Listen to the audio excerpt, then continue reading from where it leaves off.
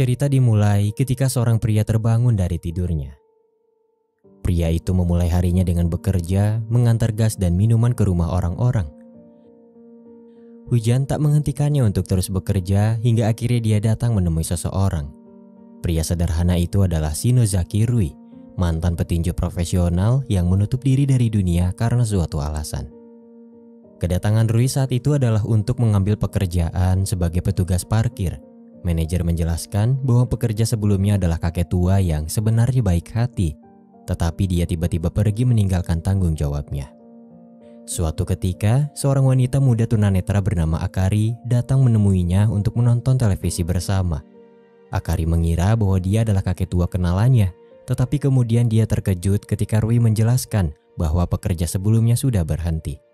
Terkejut dengan malu, Akari bergegas pergi ketika hujan mulai turun.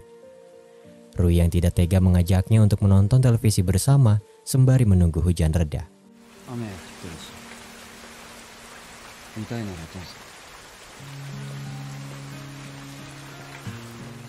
Tidak seperti kebanyakan orang, Akari menikmati acara televisi menggunakan indera pendengarannya. Semangat serta senyum manis yang dipancarkan Akari membuat Rui tidak bisa mengendalikan diri dan terus menatapnya. Ketika hujan mulai reda, Akari memberikan sedikit makanannya kepada Rui dan berpesan kepadanya untuk selalu menyiram bunga yang ada di kantornya. Keesokan harinya, Akari bekerja sebagai customer service di sebuah perusahaan.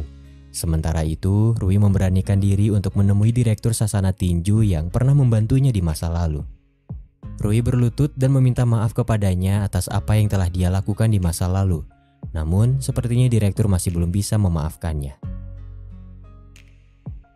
Di suatu malam, Akari kembali datang menemui Rui untuk menonton televisi bersama.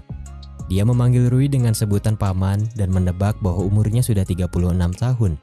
Rui terkejut tetapi dia tidak mempermasalahkannya. Di akhir pertemuan, Rui mengembalikan tempat makan Akari dan memberinya beberapa buah persik. Di malam itu, Akari mengulurkan tangannya untuk berkenalan. Tetapi Rui dengan sikap dinginnya hanya menerima jabat tangan tersebut dan tidak menyebutkan namanya.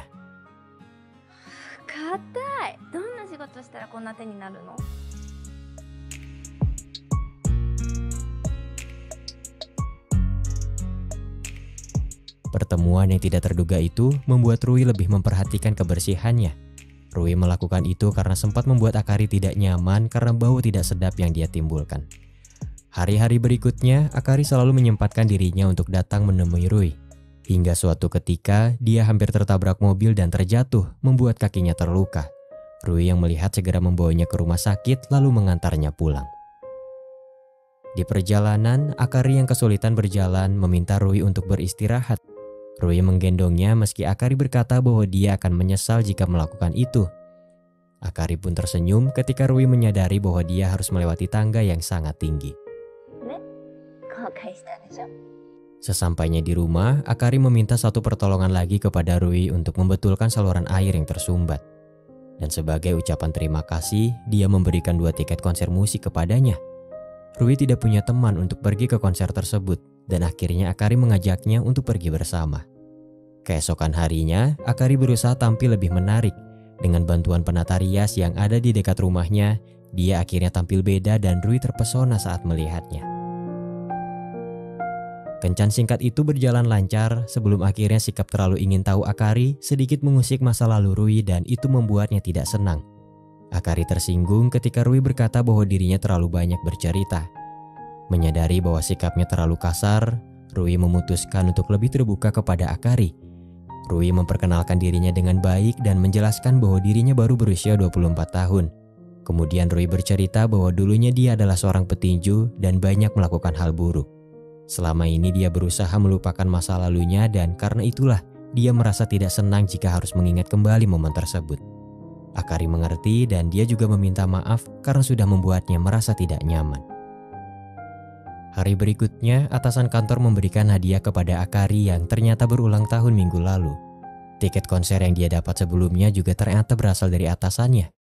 Di sisi lain, Rui bertemu dengan direktur sasana dan pelatihnya di sebuah kedai. Rui menjelaskan bahwa selama ini dia ada di penjara. Di masa lalu, setelah pelatih memungutnya dan memberi kehidupan yang layak, Rui diam-diam bertarung di jalanan untuk menghasilkan lebih banyak uang. Bahkan dia menjadi tukang pukul yang tidak segan untuk menyakiti orang-orang, sampai akhirnya dia ditangkap polisi dan masuk penjara. Sepulangnya dari pertemuan itu, Rui pergi ke panti asuhan dan menemui suster yang pernah merawatnya saat masih kecil. Suster meminta Rui lebih ceria untuk menghadapi masa depan, alih-alih terus bersedih memikirkan masa lalu.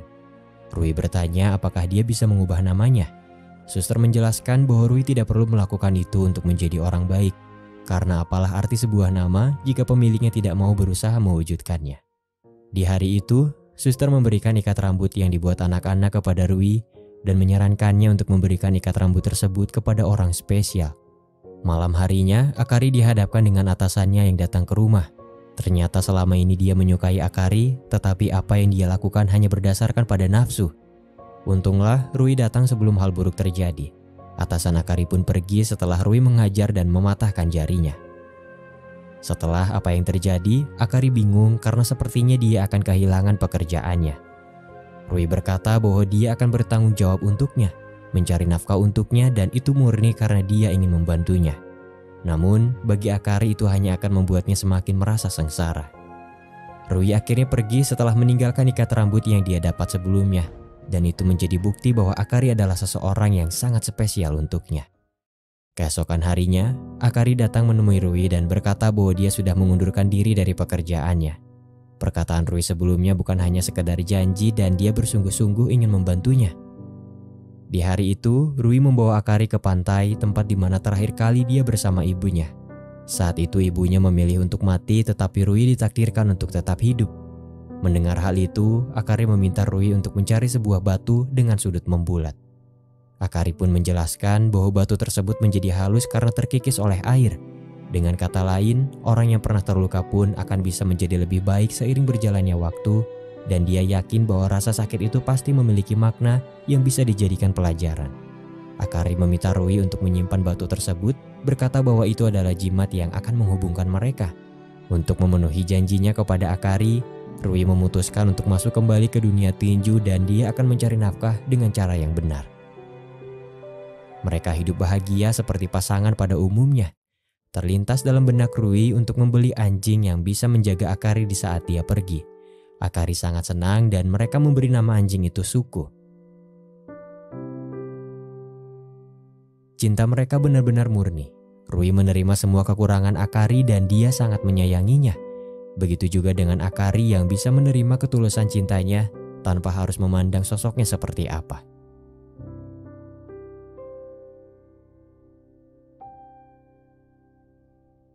Waktu berlalu, Rui terus berusaha melakukan yang terbaik di setiap pertandingannya.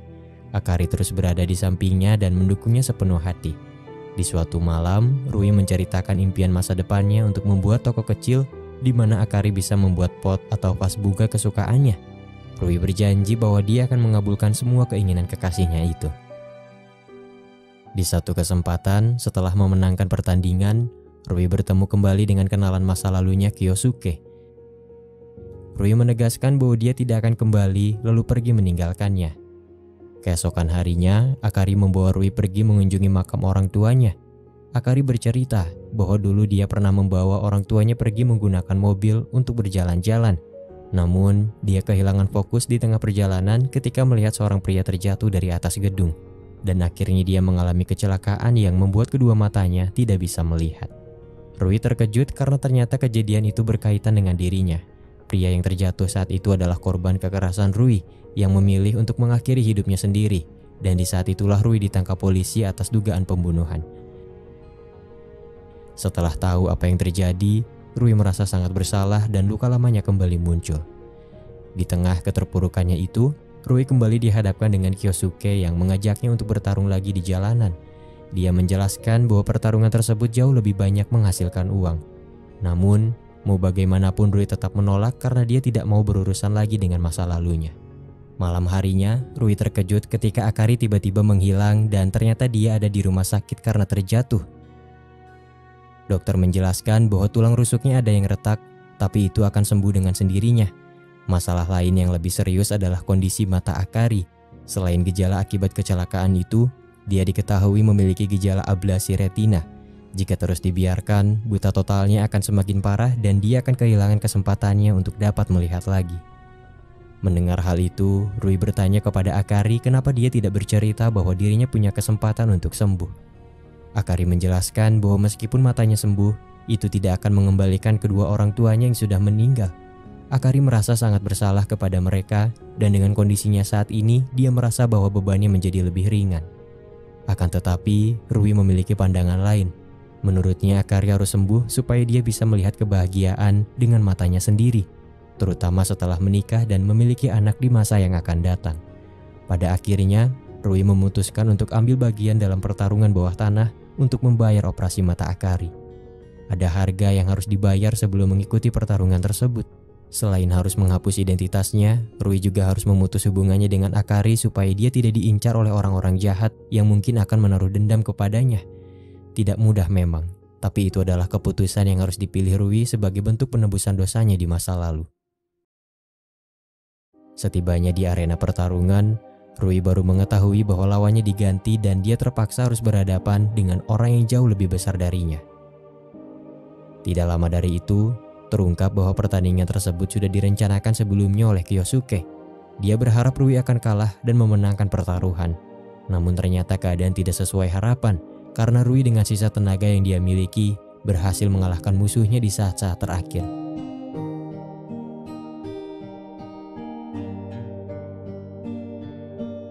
Sementara itu, operasi mata Akari berjalan lancar dan akhirnya dia bisa melihat. Rui meminta bantuan pelatihnya untuk mengirimkan setengah uangnya ke rekening Akari dan sebagian sisanya kepada istri dari mendiang pria yang meninggal karenanya. Di malam itu, Rui diserang oleh sekelompok orang suruhan Kyosuke yang belum bisa menerima kenyataan. Rui terluka parah dan dia tergeletak di tengah gelapnya malam tanpa tahu kondisinya akan selamat atau tidak. Waktu berlalu. Rui dinyatakan menghilang sementara Akari terus menangisi kepergiannya. Hingga suatu ketika, Akari bertemu dengan suster di gereja dan akhirnya dia tahu bahwa kekasihnya itu berkaitan dengan kecelakaan yang menimpanya di masa lalu. Dengan sisa ingatan yang dia miliki, Akari berusaha membuat patung wajah Rui namun ternyata itu tidak mudah. Hatinya hancur. Akari tidak pernah tahu seperti apa sosok orang yang telah membantu dan mencintainya dengan tulus. 2 tahun kemudian, Akari berusaha melakukan yang terbaik untuk melanjutkan hidupnya. Dia membuka toko dan menjual berbagai macam keramik buatannya sendiri.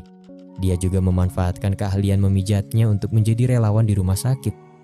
Di satu kesempatan, Akari datang ke rumah sakit untuk memijat pasien dan di saat itulah dia bertemu dengan Rui yang ternyata berhasil bertahan hidup.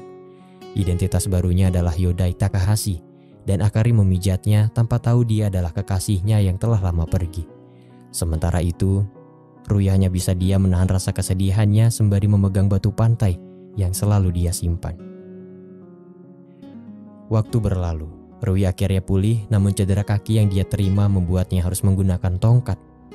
Suatu ketika, Rui melihat Akari dan anjing mereka yang kini sudah tumbuh besar pergi meninggalkan toko. Rui masuk ke dalam toko di mana dia melihat kotak musik Akari dan itu membuatnya teringat dengan kenangan masa lalu.